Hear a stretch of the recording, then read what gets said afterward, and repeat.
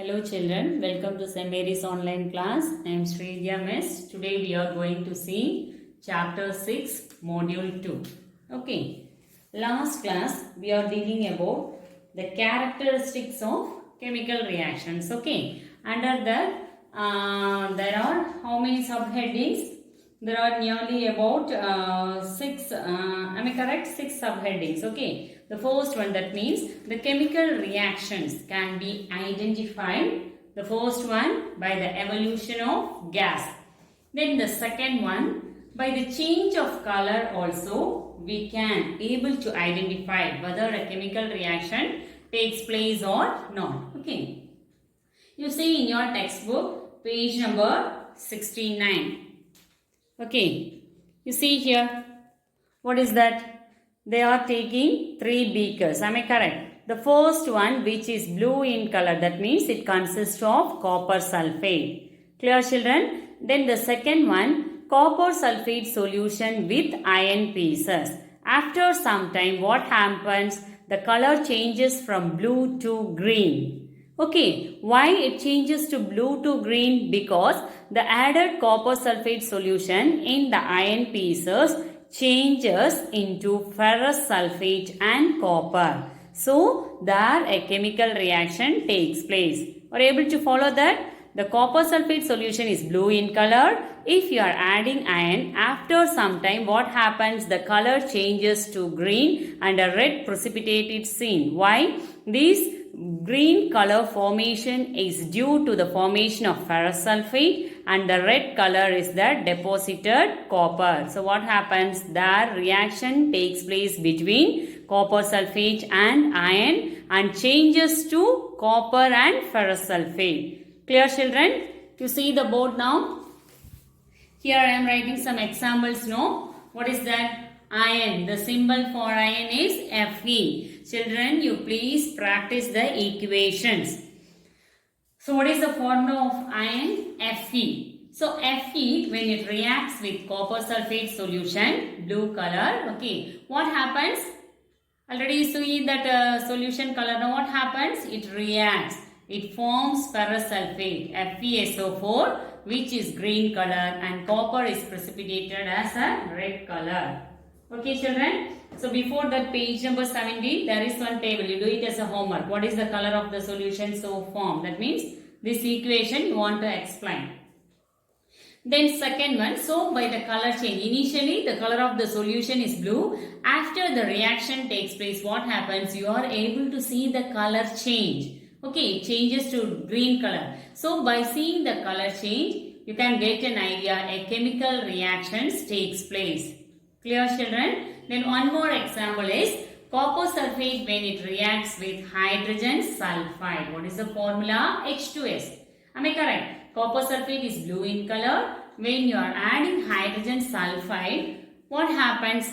Copper sulfide is formed which is black in color. Now the solution blue color is changes to black due to the formation of copper sulfide and sulfuric acid is formed as a byproduct. So from this color change from blue to black, we have get a clear idea about some changes, some chemical changes takes place. Clear? Then the third one. What is that? What is the name of this compound? Lead nitrate. The formula is PbNO3 twice. Then why I am putting 2 here? Because in order to balance. So whenever you are writing an equation, it must be in a balanced form. Clear? Okay, so the third one is lead nitrate, which is initially, what is the color of lead nitrate? White in color. So what happens? It undergoes decomposition. Why I am telling this is a decomposition? Because a single compound, lead nitrate is a single compound, okay? A single compound split into 2 or more, okay? Whereas in the previous examples you see 2 reactants, iron and copper sulfate. Here also copper sulfate and hydrogen sulfate. Whereas in the third example you see only lead nitrate, only one reactant is present. Is it clear? So what happens? The lead nitrate undergoes decomposition and form lead oxide and nitrogen dioxide and oxygen is evolved. Here both will happen. What is that? evolution of gases also takes place and also there is a change in color. Clear? So the lead nitrate, which is white in color, now it changes to lead oxide, lead monoxide. Okay, what is the color of that? Pale yellow. And NO2, what is the color of nitrogen dioxide? Reddish brown. You must study the color also. Clear, children? So this is the second characteristics of a chemical reaction. By the color change also we can identify whether the reaction takes place or not. So whenever a chemical reaction takes place, sometimes the gas is evolved, sometimes there may be a color change, sometimes precipitate is formed. Okay, so these are some of the characteristics. So let us move on to the third characteristics, formation of precipitate. The next one, children, the third characteristic is formation of precipitate. Okay, what is mean by precipitate? It is nothing but an insoluble solid substance. Okay, you see the examples given here. What is the name of this compound? Silver nitrate. Okay, so in this chapter also it is full of equations. Okay, the equations may be asking in any type. Suppose complete the equation type. AgNO3 plus NaCl gives, complete the remaining 10. That also complete the remaining products. Okay, like that also we can ask questions. Okay, otherwise I am giving it in words. You want to write it in means of symbols.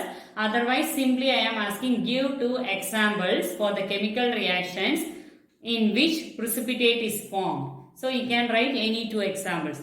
Clear, children? So you must be thorough of all these equations. So formation of precipitate, the first one you see AgNO3, silver nitrate plus sodium chloride. The sodium chloride formula is NaCl. Okay, so AgNO3 plus NaCl, it forms AgCl plus NaNO3. What is AgCl? It is nothing but it is a white precipitate, silver chloride and sodium nitrate. So you see here, in this example, a precipitate is formed. A precipitate is usually denoted by a downward arrow. Clear, children?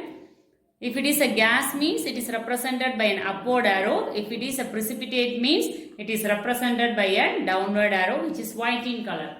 Then the next one, when ferrous sulfate is treated with sodium hydroxide, what is the product formed?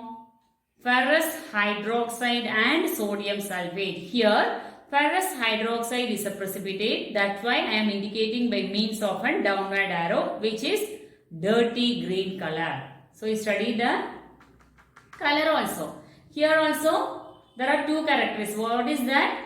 There is a color change and also the formation of precipitate. So, you can write these examples in any one of them. Suppose if I am asking, give one example for the for reaction which undergoes a color change. You can write this. Okay. And also the formation of precipitate also you can write this. Is it clear, children? Because here a precipitate is formed and also a color change. Okay. Then the third one you see, when barium chloride, BaCl2 means what's the name of this compound? Barium chloride is treated with sulfuric acid. It forms barium sulfate plus HCl. The barium sulfate formed is a precipitate which is white in color.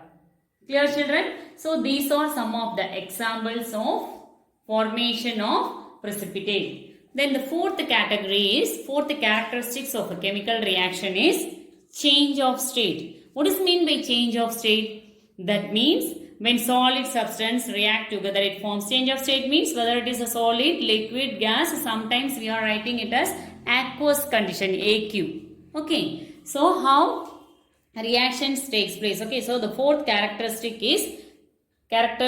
is change of state. Then children, then the next characteristic is change of state. You see here, what is mean by change of state? That means you know the physical state. The reactants and products may be in which state? Solid, liquid, gas and aqueous. Then what is the difference between the liquid state and the aqueous state? Liquid state means the reactant itself, naturally it is present in liquid state. Okay, water is a liquid. Okay. Then what is mean by an aqueous? we are dissolving a solid in a solution and make it as an aqueous condition. For example, sodium. Sodium is in the form of a pellet. Pellet means solid state. So what happens when sodium is dissolved in water?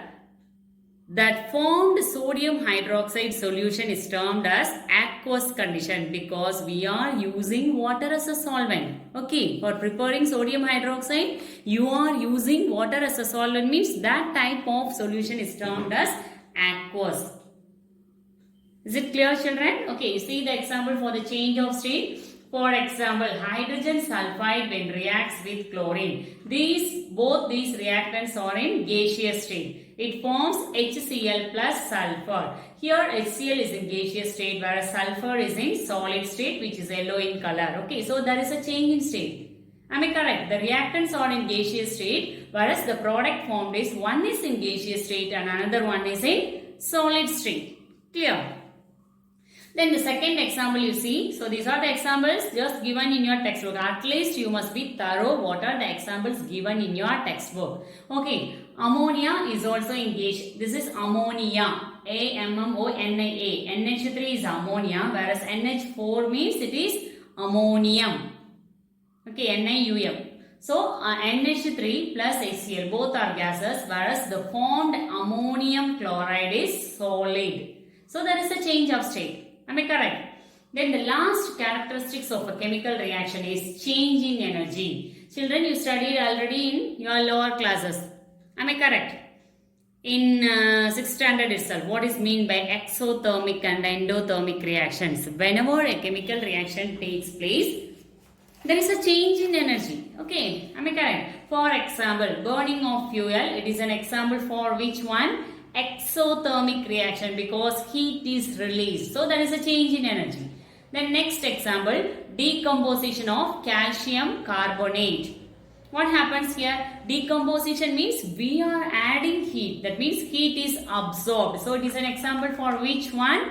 Endothermic. So whenever a chemical reaction takes place, there is a change in energy also takes place. Okay, children? That's all about the characteristics of chemical reaction. Is it clear? So after this I will send notes for, please listen, okay. Send a note for section A. Chapter 6 is section A only for chemical reactions. That means the questions given under the page number 73. Okay. Some more part we want to complete. Okay. Next one is condition necessary for chemical reactions. Okay. That I will complete in next class. Anyhow, I will send the notes also for the questions given in page number 73. Okay, you write it in your notebook. Okay, don't forget to study this also. Characteristics of chemical reactions. Thank you.